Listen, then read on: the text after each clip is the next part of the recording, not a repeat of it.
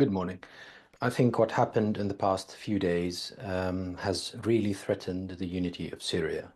I can report on behalf of the coastal area, if I may, that people there are currently questioning whether they should remain in Syria proper or not.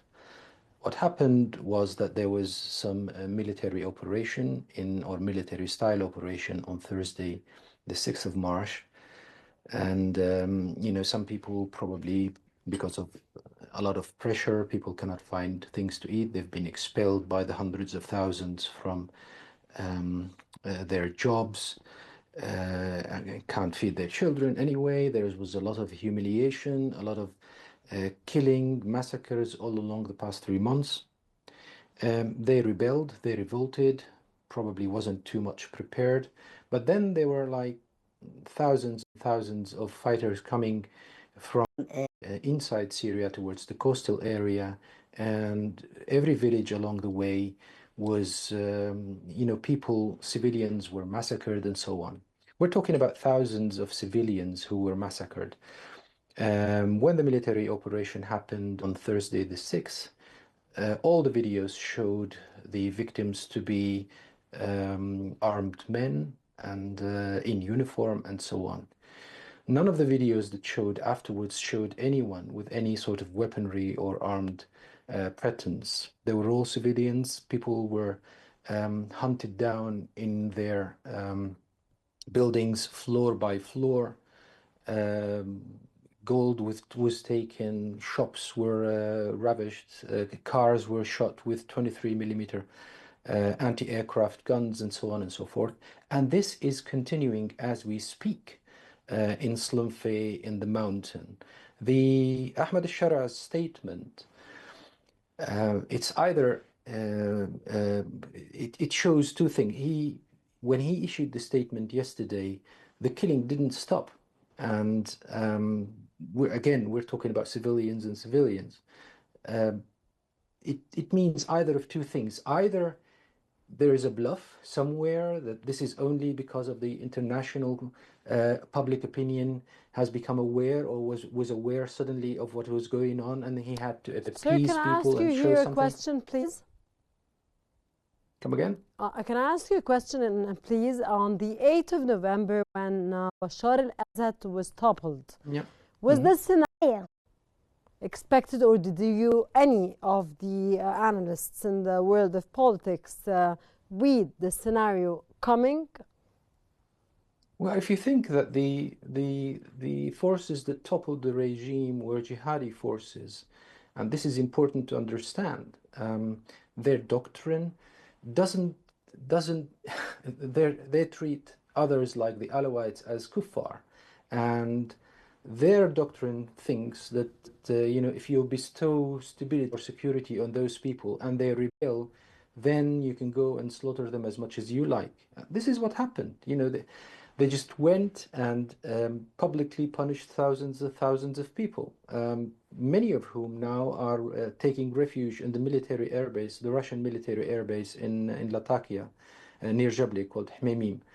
And people are refusing to go back to their houses because they know that there would be consequences. This was definitely expected, but what people thought at the time was that if they lay down their weapons and extend a hand, then they would be treated respectfully.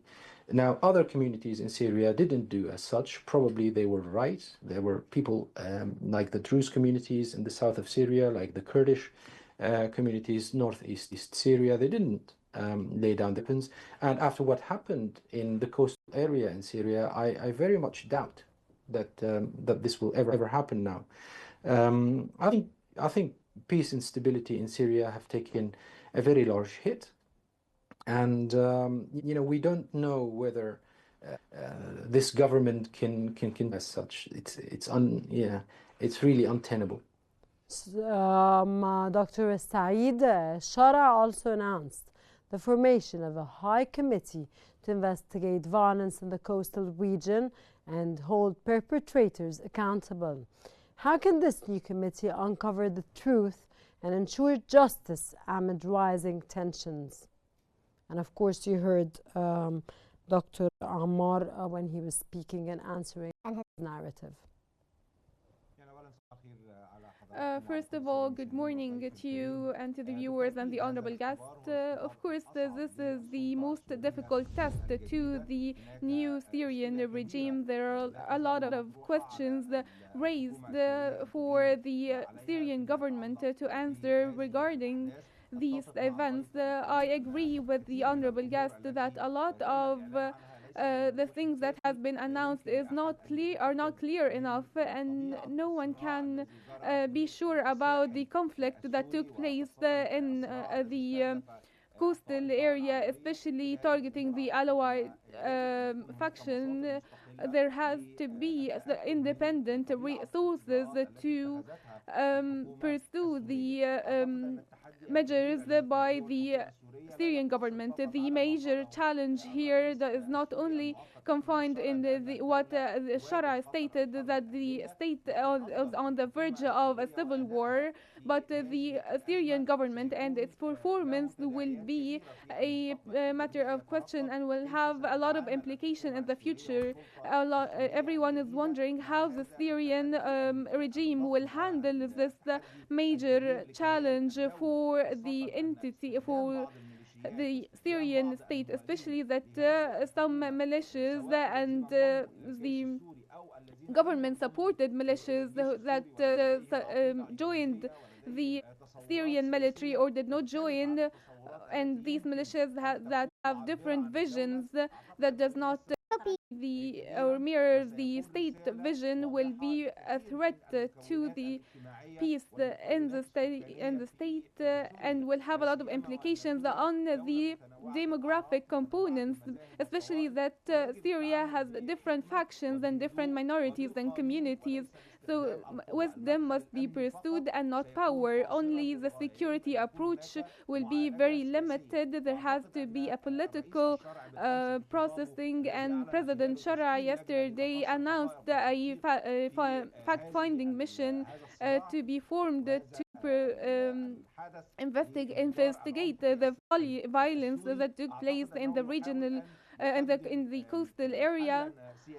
He's trying to provide a political solution, but in my opinion, political solutions must be more comprehensive, integrating all the factions of the Syrian people in the political process. President Shara himself admitted that these violence are not new. There has been more violence 1 month ago, and these violence are now recurrent, which is an evidence that the way the Syrian government handled the situation before was not sufficient to address the roots of and the causes of the crisis, and therefore it escalated further and the condition worsened. The Syrian government had to answer these questions, and the fact-finding mission is a good step, but we are waiting for the outcomes of this mission. Will it be a transparent investigation, and will there be an investigation of the street and square killing scenes by government supported elements? I think that the report and the outcomes of the fact-finding mission will have a lot of implications and will answer a lot of questions and will define a lot of stance in Syria and outside. Dr. Waqqaf, you heard your fellow guest, of course, Dr. Osama, when he mentioned that Syria is on the verge of a civil war. Sir, do you read that Syria is on the verge of a civil war? And my other question is, sir, of course, as Shara tasked with engaging directly with coastal residents to ensure their security or the security of Syria, how can the committee ensure accountability while maintaining national stability in face of escalating violence, sir? Again, what I was saying is that once the committee was announced, the atrocities didn't stop, and they're still ongoing at this moment in time, which means either of two things. A, the committee itself isn't really true, and this is only to appease certain international players, or the factions on the ground do not really answer for the current head of the authority. They don't take orders from them, this authority. On the prospect of this committee making any progress in appeasing the population over there, there is very little chance. People have lost all confidence. They cannot, it's very naive to believe that all these forces, we're talking about tens of thousands of jihadis who have announced jihad and went into villages shouting Allahu Akbar, smiling in front of the cameras, killing civilians, including women and children and elderly people, and posting all these videos online, that this is not ordered or at least approved by the central government, who had asked for like mass mobilization in the first place. And so this committee has very little chance, I think, in uncovering anything that has happened that would condemn the authority itself and be in appeasing the population. I don't think the population would coordinate with it. What is probably needed is an international one that has full independence and that goes under the auspices, say, of the United Nations or so, that could go and ask the people of what happened there and gives them assurances that no retribution afterwards will take place against them if they were to speak. And yeah, I think this is at least the minimum if we were to announce. We're still in counting bodies at this moment in time. You have to understand that there are families who were slain, and to the extent that there is no one to inherit, their property anymore. They just vanished, and this is unheard of before. On the issue of civil war, we don't know. Again, what happened sends a big signal to the other communities in Syria not to lay down their weapons. I think there is a political mistake that took place on Friday the 7th, which was the key day, the first day of the massacres, when a number of Arab countries came out with statements supporting the central or the Ahmad al-Shara's government in what they were doing, because they were describing that what happened in the coastal area, the attack that happened in the coastal area, was like, the old regime, men supported by Iran or so.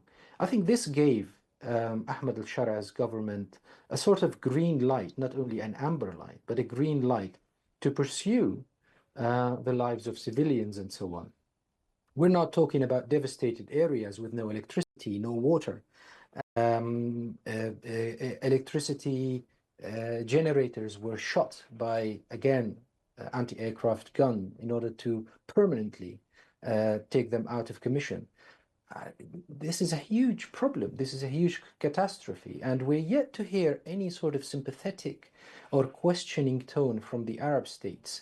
It only sir, took I just want you to further elaborate, and I want to understand, and the viewers to understand. So you read that what ignited this more was that no international condemnation took place on the 7th when this happened? Well, the United Nations did issue the Office for, the representative for Syria did issue a statement. Guterres, the Secretary General himself, issued a statement, but they were condemning things. The United Nations doesn't have teeth. But what happened was that certain Arab countries issued statements supporting, or at least not condemning, what the al-Shara forces were doing in the coastal areas, even though it was clear that they were shooting. The yes, videos this is my started question, showing sir. I meant that no international condemnation took place. They were supporting. up So until this Sunday. erupted all that took place and ignited what took place. Yeah, the videos showing armed men shooting clear civilians, asking them, ordering them to crawl on the ground, and then shooting them in the head, one after the other, in Al Mukhtariya village near Al Hafi. This was circulating very early in the morning on Friday. And it took up until Sunday to hear the French saying something and the Americans saying something. And only then that the government in Syria changed course. I'll be back to you again, and I'll leave you there and be back again. Dr. Saeed, the UN has raised concerns over extremely disturbing reports of civilian casualties, urging swift action to protect Syrians. What role can the international community play in supporting an inclusive and fair political process in Syria at this point?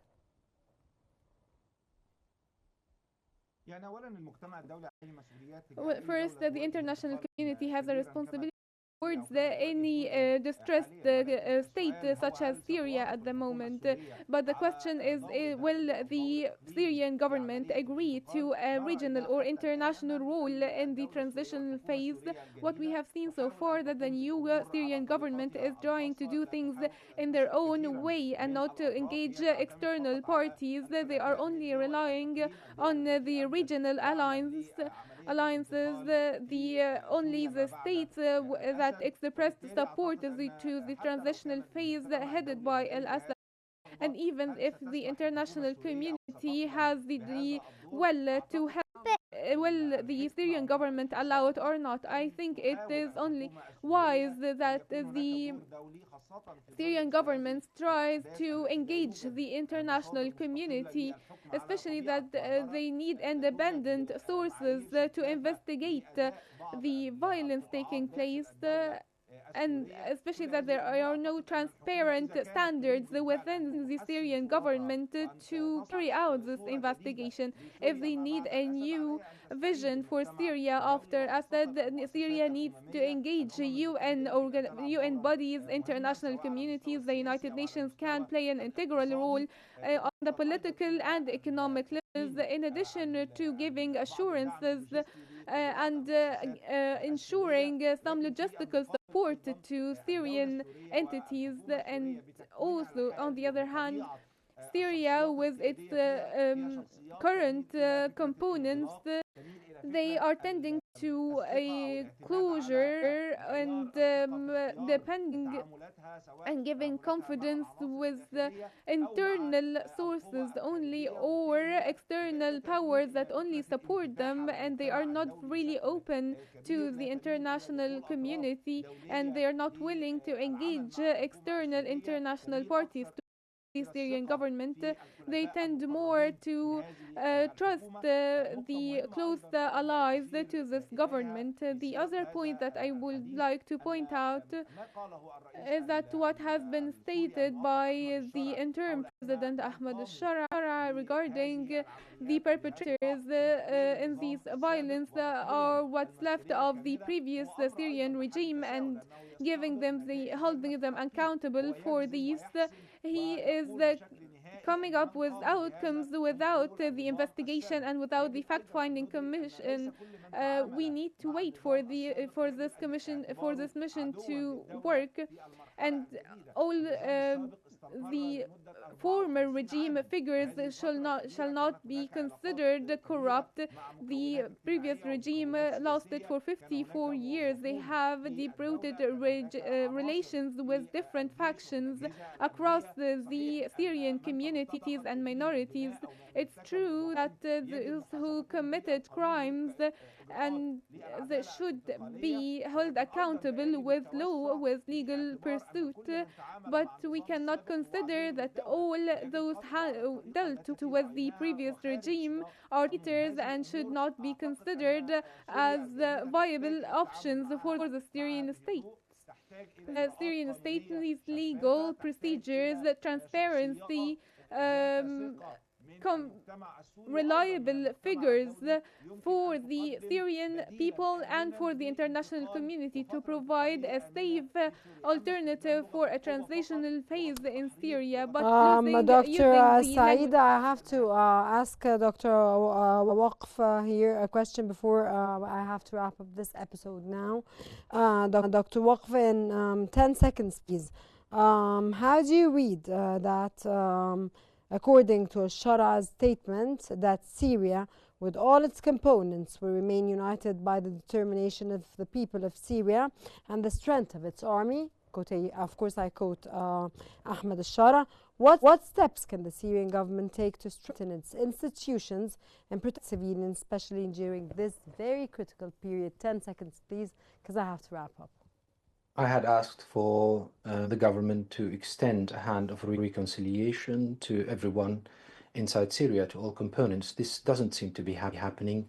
There are questions about how authority works and whether there is any authority at all over or towards other factions that seem to be running like headless chicken, killing everyone. So there are a lot of issues to build trust, and frankly speaking, I don't think this government is pretty much capable of doing that.